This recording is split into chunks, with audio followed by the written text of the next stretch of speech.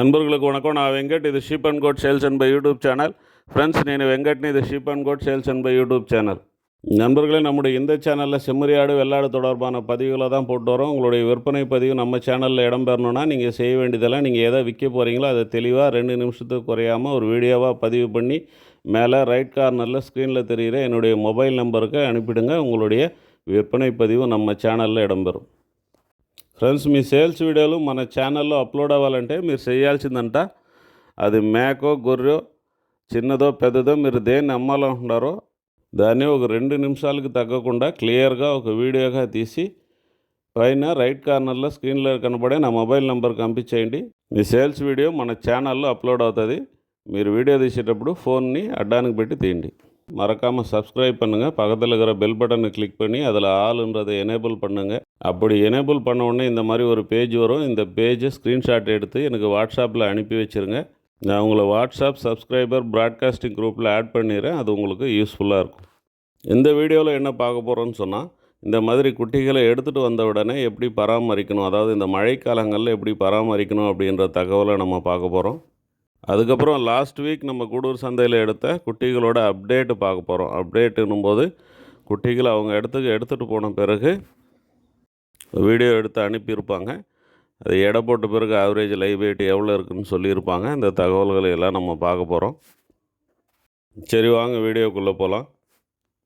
சிலர் பார்த்திங்கன்னா இந்த மாதிரி குட்டிகளை எடுத்துகிட்டு வந்த உடனே பிபிஆர் இந்த மாதிரி வேக்சினேஷன் போட்டுருவாங்க.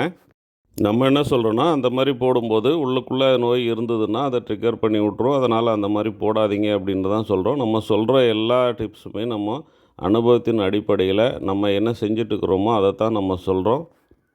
உங்களுக்கு ஏற்புடையதாக இல்லைன்னு சொன்னால் நீங்கள் உங்கள் பக்கத்தில் இருக்கிற டாக்டர் கேட்டு நீங்கள் அதுபடி நீங்கள் செஞ்சுக்கலாம்.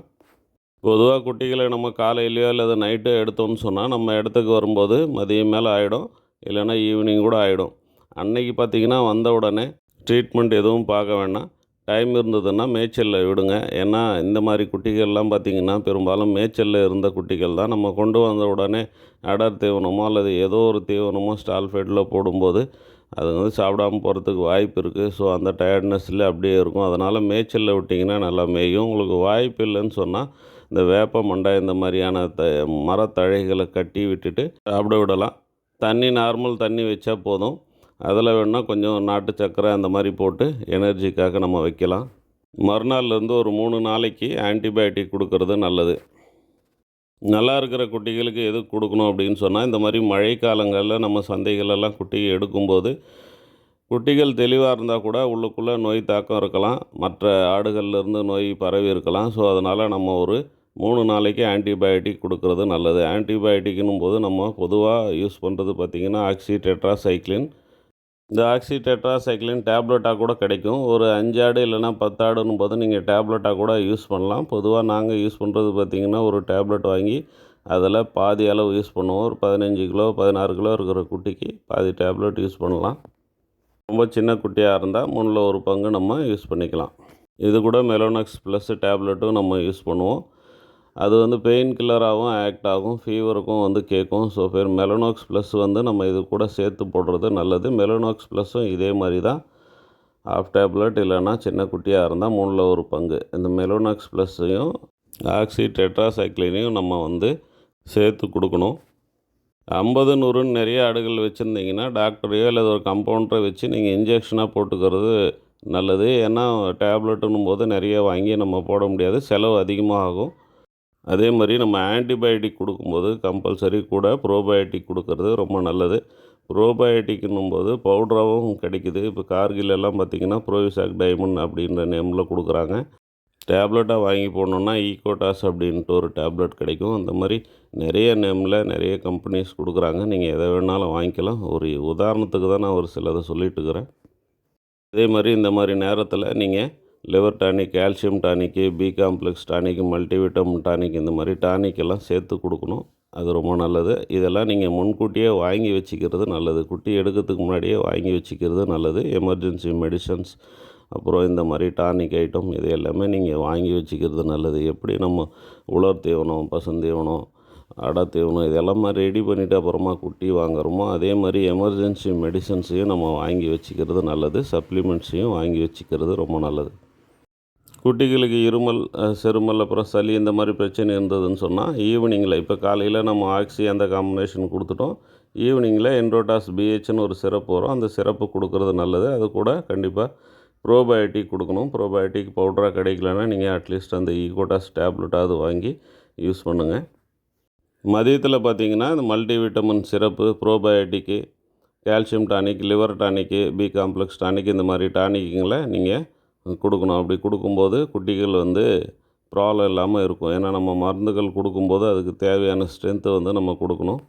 இந்த மாதிரி ஒரு 3 நாளைக்கு கொடுப்போம். 3 நாளைக்கு கொடுக்கும்போது உள்ளுக்குள்ளே ஏதாவது ப்ராப்ளம் இருந்தால் கூட சரியாயிடும். அப்புறம் ஒரு 4 நாள் 5 நாள் விட்டுட்டு அதுக்கப்புறம் தான் நம்ம டிவார்மிங் கொடுப்போம். இந்த 4 நாள் 5 நாள் பார்த்திங்கன்னா திரும்பவும் ஆஸ் யூஷுவல் இந்த liver tonic, calcium tonic, multivitamin syrup, probiotic இதெல்லாமே கொடுப்போம். இப்படி கொடுக்கும்போது என்னென்னா அது திரும்பவும் நார்மலாக ரிகவரி ஆகி ஸ்ட்ரென்த்துக்கு வந்துடும். அப்போ நம்ம டிவார்மிங் கொடுக்கும்போது எந்த ப்ராப்ளம் வராது. அந்த டிவார்மிங் கொடுக்கும்போது ஒரு 5 நாளைக்கு தொடர்ந்து நம்ம லிவர் டானிக் கொடுக்கணும். லிவர் டானிக், கால்சியம் டானிக் இது எல்லாமே தொடர்ந்து நீங்கள் வழியாக கொடுக்க முடியாது. ஒவ்வொரு முறையும் நம்ம பிடிச்சி கொடுக்கணுன்னா சிரமம். அதுக்கு நீங்கள் அடர் தீவனத்தில் கலந்து நீங்கள் கொடுத்துடலாம். அடர் தீவனம் நம்ம டிடி கேட்டல் ஃபீடு வாங்கிக்கிங்க, நல்ல ஒரு ரிசல்ட் இருக்கும்.